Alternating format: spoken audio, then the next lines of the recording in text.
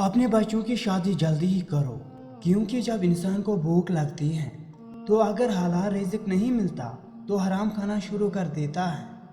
बेटी को वालिद की ज़रूरत शादी से पहले इतनी नहीं पड़ती जितनी शादी के बाद होती है। अल्लाह हर बेटी के वालिदैन का साया सलामत रखे और हर बेटी के नसीब नेक करे। एक अच्छा खावंद आपके आंसू पूछेगा, जबकि एक बेहतरीन खावंद उन आंसुओं के पीछे की वजह पूछेगा। बीवी से अपने वालिदैन की इज्जत की तवक्को करने से पहले बीवी के वालिदैन की इज्जत करें, ताकि बीवी भी खुशी से आपके वालिदैन की इज्जत और खिदमत करे। बीवी की आंख में कभी आंसू न आने दें, क्योंकि बीवी रोती है तो शौहर की जेब से बरकत उड़ जाती है।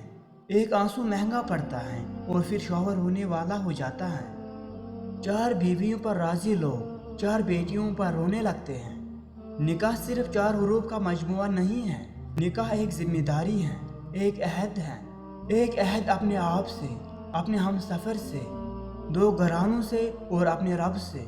लिहाजा इस रिश्ते का एहतराम कीजिए।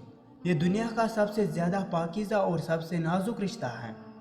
अक्लमंद शौहर फ़ौरन अपनी गलती मान कर झगड़ा ख़त्म कर देता है, मगर आइडियल शौहर बहुत मुश्किल से गलती मानता है। जल्दी गलती मान लेने में ही सुकून है। बेटियां बाप का मान होती हैं, उनकी इज्जतों की वारिस होती हैं। खुदा करे जब बेटियां बाप से कुछ मांगे तो बाप की जेब खाली न हो। औलाद मर्द का नसीब हुआ करते हैं और रिज़्क औरत के नसीब से मिलता है। मर्द मेहनत करता है, लेकिन अपनी मेहनत का फल औरत के नसीब के दरख्त से पाता है। मियाँ बीवी अगर अपनी अज़दवाजी ज़िंदगी में सुकून चाहते हैं तो किसी भी तीसरे मर्द को अपनी ज़ाती ज़िंदगी में मुदाखलत न करने दें। शादीशुदा बहन की तरफ जब जाना हो कुछ न कुछ ज़रूर लेके जाए। इससे आपकी बहन को भी खुशी होगी और ससुराल वाले भी खुश होंगे। आपकी बहन की और आपकी इज्जत और बढ़ जाएगी।